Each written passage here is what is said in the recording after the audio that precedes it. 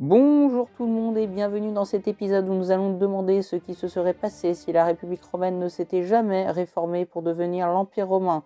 Concrètement, nous nous demanderons comment cette dernière aurait-elle pu rester, du moins pour un temps, gouvernée par son Sénat. Pour cela, nous commencerons par nous pencher sur la République romaine elle-même, les crises auxquelles elle a dû faire face, puis les événements qui ont amené Octave à prendre le titre de princeps, c'est-à-dire de premier citoyen de la République romaine, et à créer un culte impérial autour de sa personne, et à instaurer une ligne de succession héréditaire, même si le Sénat gardait un rôle primordial pour la légitimité d'un nouvel empereur. Pour commencer, il faut comprendre que le passage de la République à l'Empire est plus complexe qu'il n'y paraît. En effet, la fin de la période républicaine est instable, avec de grandes familles patriciennes et leurs clientèles respectives constamment dans des jeux de pouvoir pour sécuriser des magistratures et augmenter leur richesse et leur pouvoir et leur influence. C'est une période d'instabilité avec des généraux devenant très riches et populaires très rapidement. Il y avait un conflit entre deux factions politiques, les populares et les optimates, c'est-à-dire les partisans du peuple, qui en réalité étaient partisans de réformes populistes, et les partisans des meilleurs, de l'aristocratie, c'est-à-dire d'eux-mêmes. Il faut noter des problématiques récurrentes que sont les impôts, la distribution du pain à la plèbe de Rome, la servitude pour dette, le paiement des vétérans légionnaires, une potentielle réforme agraire, le statut des peuples conquis, les privilèges accordés aux patriciens, sont autant de problématiques qui embrasent la société romaine, au 1er siècle avant notre ère. Mais nous allons revenir sur la transformation de la République romaine en empire. En effet, cette transformation est en réalité complexe, puisque officiellement, Octave n'a fait que sauver la République, et a même rendu au Sénat certaines prérogatives, et a simplement reçu plus tard, en tant que fils divin de César, des privilèges. De plus, on voit sous l'Empire une perte de pouvoir progressive du Sénat dont le rôle est de plus en plus symbolique. Ces prérogatives sont réduites par exemple avec la mise en place de provinces impériales.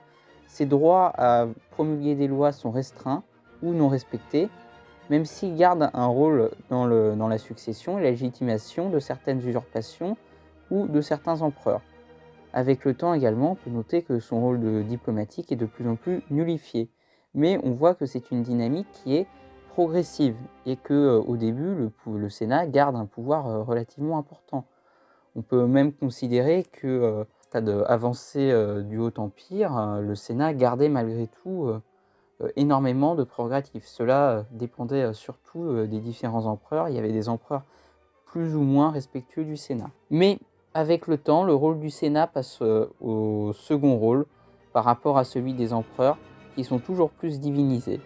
En bref, la seule différence avec Star Wars, c'est qu'ici, le Sénat n'est pas dissous, mais est gardé symboliquement, et ce, même après la chute de l'Empire romain d'Occident, pendant un certain temps.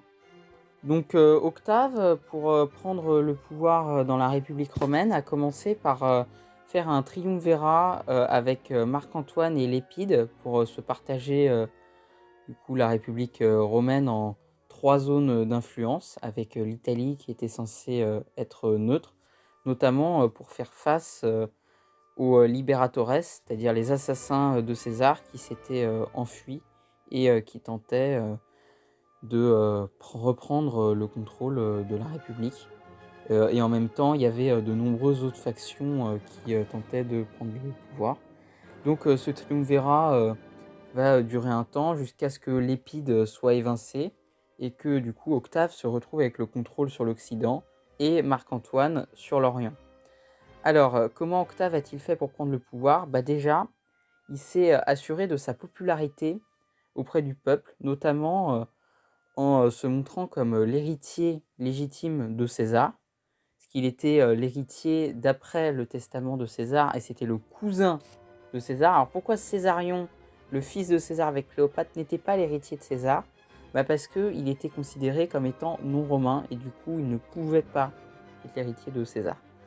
Alors du coup, Octave, ce qu'il va faire, c'est qu'il va petit à petit mettre des fidèles dans les différentes magistratures de la République, et il va décider à un moment donné d'évincer Marc-Antoine Alors, il va être malin, il va pas directement déclarer la guerre à Marc-Antoine, mais il va déclarer la guerre à Cléopâtre.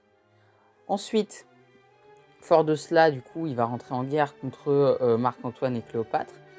Il va y avoir notamment la bataille décisive d'Actium, une grande bataille navale dans laquelle Octave va détruire la flotte égyptienne et du coup orientale romaine.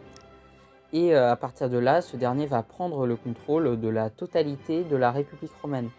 Mais il faudra attendre moins 27 avant que Octave se fasse proclamer empereur. Alors, une fois que Octave est en Égypte, la première chose qu'il va le faire, du coup, c'est de s'assurer qu'il est le seul héritier légitime de César. Comment?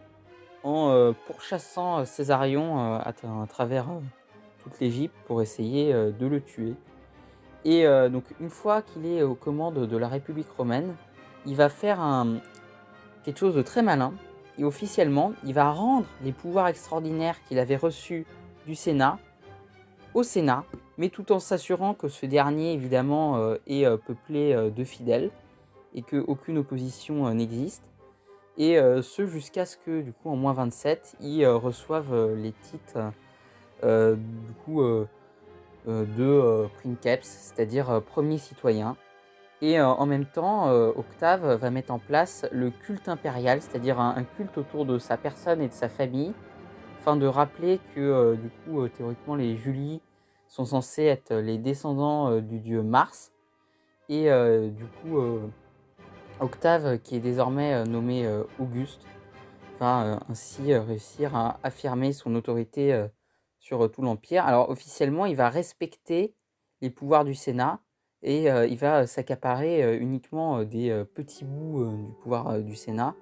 Et il va se présenter un petit peu comme le protecteur de la République, le protecteur du Sénat. Donc il va notamment autoriser le Sénat à continuer de nommer les gouverneurs des provinces sénatoriales et juste se contenter de prendre le contrôle direct en créant des provinces impériales aux frontières, ce qui lui permettait du coup de contrôler la vaste majorité des légions. Du coup, à partir de là, la République romaine va clairement devenir l'Empire romain.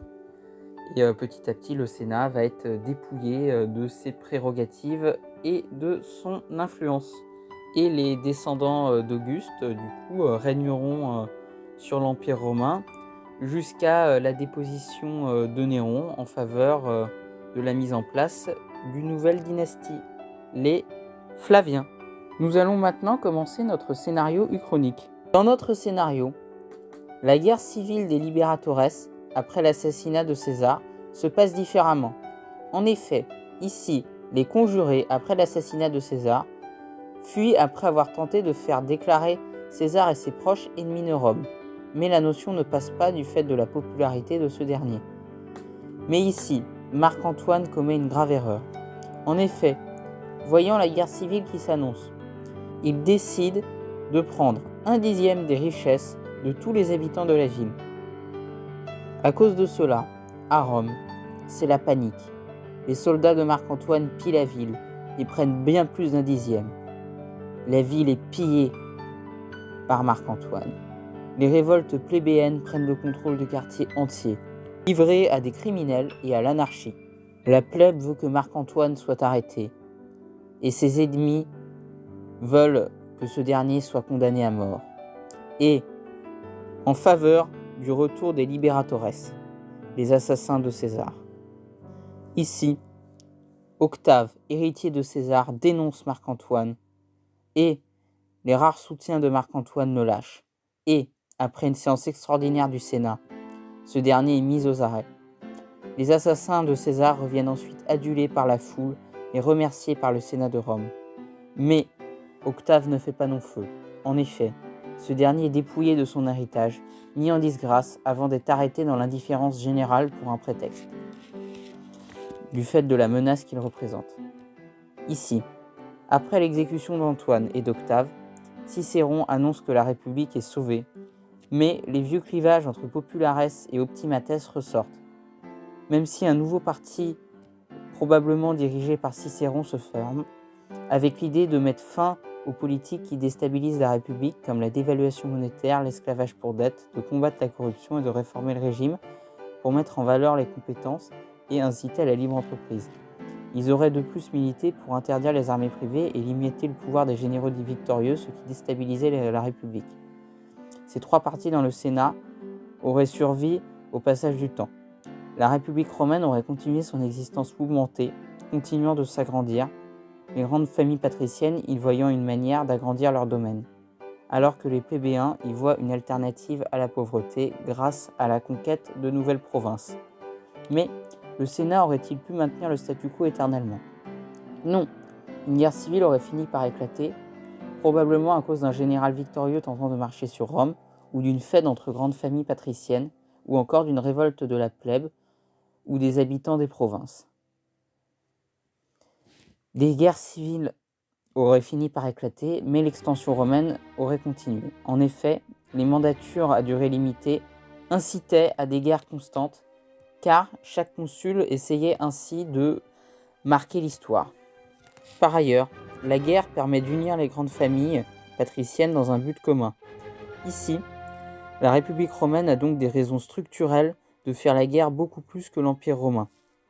Mais, avec le temps, comme dit plus tôt, la République romaine aurait probablement fini par imploser, mais aurait probablement conquis plus de terres en Orient, notamment aux dépens des Parthes. Dans les nouveaux États ainsi créés, on aurait probablement des républiques démocratiques, des républiques plutocratiques, des républiques aristocratiques et enfin des monarchies. Au niveau de la religion, la grande majorité des religions de l'Empire auraient été intégrées au panthéon romain, même si certaines divinités orientales auraient pu continuer à avoir un culte séparé. Et ce, même si une partie de la population continue de suivre les anciennes religions. Par exemple, les dieux celtes ou encore les anciens dieux égyptiens. Mais avec le temps et le développement de l'industrie qui aurait bien fini par arriver, donc avec l'équivalent de notre industrialisation moderne, un sentiment néo-romain aurait probablement fini par apparaître et une fédération de tous ces États qui ont pris leur indépendance de la République romaine et qui gardent une culture relativement proche de la culture romaine serait probablement apparue, en concurrence avec de puissants États comme la Chine. Revenons un petit peu en avant. La Gaule de ce scénario, une région centrale de la République romaine, du fait de ses capacités de production agricole et de sa situation stratégique pour défendre la frontière contre les Germains, aurait pu se revendiquer de l'héritage de la République romaine. Ce dernier n'aurait probablement pas été intégré au domaine de grandes familles après la période de troubles qui suit ainsi la chute de la République romaine. Pourquoi? Pour différentes raisons. En effet, certaines parties de la Gaule continuaient d'avoir une certaine autonomie, telle que par exemple la civitas des Édouins. Par ailleurs, un sentiment gaulois restait malgré tout. Ainsi, ici, une véritable identité gallo-romaine apparaît, et à terme, les différents États de la région finissent par s'unir pour former une grande république gallo-romaine, se revendiquant du coup de l'héritage de la République romaine. Mais les provinces de Britannia et de Germania auraient quant à elles beaucoup plus mis en avant les particularités de la culture locale, même si le latin reste la langue principale, et que de nombreux aspects culturels de Rome sont ici présents dans ces nouveaux pays. Mais ces derniers auraient probablement sombré dans le monarchisme à cause de leur faible romanisation. Ici, la romanisation est égale à la diffusion du républicanisme et des valeurs de la République romaine, et une de ces valeurs, c'est la détestation de la royauté.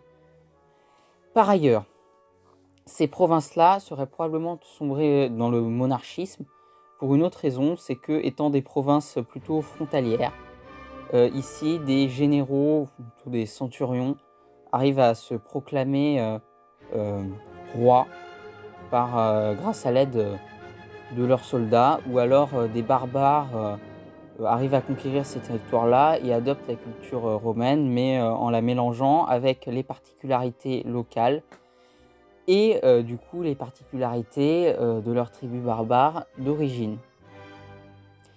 Donc ces nouveaux États se seraient probablement agrandis avec le temps et auraient diffusé la culture romaine en Scandinavie, dans l'actuelle Pologne et dans le reste de l'Europe.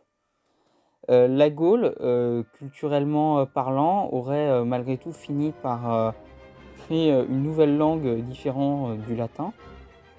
Ainsi, ici, même si le latin reste la langue des élites, chaque ancienne province de la République romaine aurait fini par se créer sa propre identité, même si cette dernière est fortement inspirée de celle de la République romaine, et par créer sa propre langue, même si cette dernière reste cousine du latin. Donc ici, on pourrait imaginer une colonisation de l'Amérique par les États de l'ouest de l'Europe, c'est-à-dire la Gaule, qui dans cette réalité-là, on pourrait imaginer qu'elle arrive à plus ou moins prospérer à un moment donné, et donc qu'elle ait un surplus démographique qu'elle va utiliser pour coloniser de larges portions de l'Amérique.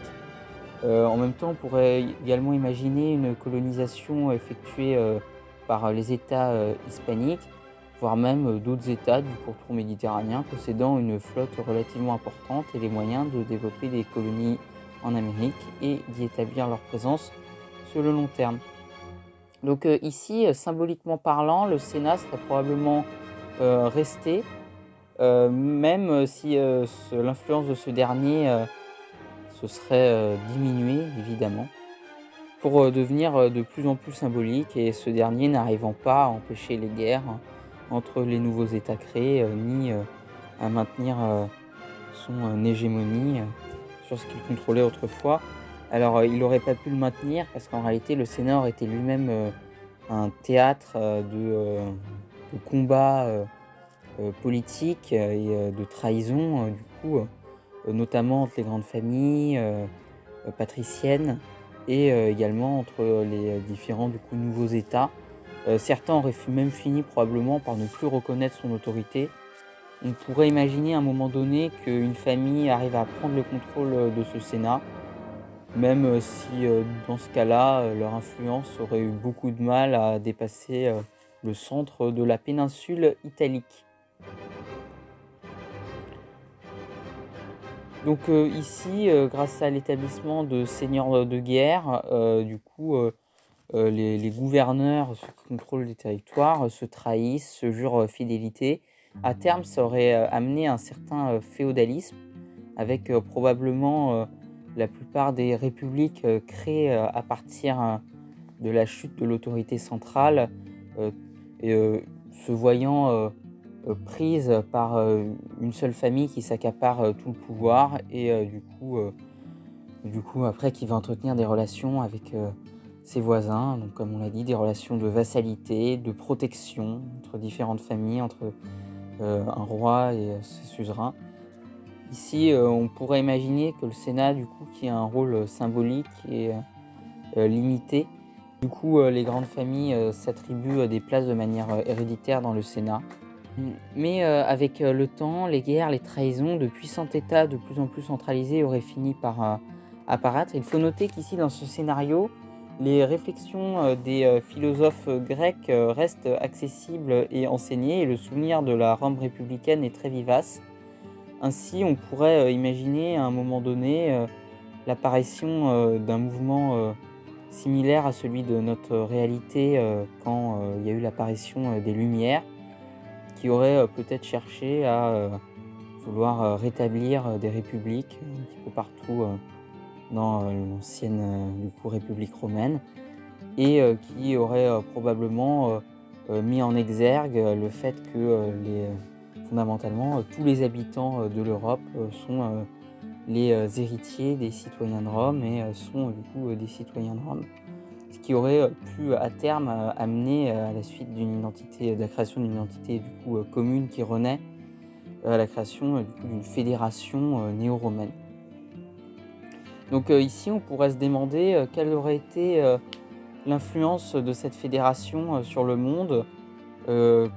Aurait-elle déclenché des guerres mondiales contre la Chine? ou contre des États indiens? Aurait-elle réussi à maintenir son hégémonie sur l'Amérique ou les colonies d'Amérique auraient-elles tenté de déclarer leur indépendance et de suivre leur propre voie? Cette fédération romaine aurait-elle réussi, par exemple, à lancer des expéditions coloniales en Afrique ou en Australie? Se serait-elle dirigée vers un modèle de démocratie libérale ou vers un communisme sous l'influence de la plèbe qui souhaitait, du coup ici, plus répartir les richesses? Est-ce qu'une figure charismatique aurait fini par apparaître? Tout cela sont des questions très intéressantes auxquelles je vous invite à répondre dans les commentaires. On pourrait également se demander quel aurait été le développement technologique de ce scénario-là, même si on pourrait imaginer que la plus grande présence de la culture grecque, du coup, et surtout des inventions des philosophes grecs, des inventions grecques et même des inventions romaines, permis par la longue période de stabilité, soit sublimées par la compétitivité accrue de la «période trouble» entre guillemets. Car dans l'histoire, quand il y a une période trouble avec différents États en compétition les uns avec les autres, ça incite au développement technologique. En plus, pour comparer avec le développement technologique de notre période, ici, l'influence de la religion sur la vie de tous les jours des citoyens, des habitants du pourtour méditerranéen est bien moins grande que dans notre réalité. Et donc, parce que le panthéon romain, donc du coup, dans cette réalité, est juste un mélange des dieux, entre guillemets, grecs, avec les dieux celtes, avec des dieux un peu plus orientaux, des dieux égyptiens, et cetera. Et du coup, ici, il y a une autorité centrale religieuse qui est plus que symbolique et qui a une influence bien moindre que ce qu'avait la papauté dans l'Europe de notre réalité. Ce qui aurait donc du coup pu amener un développement technologique un peu plus rapide que dans notre réalité.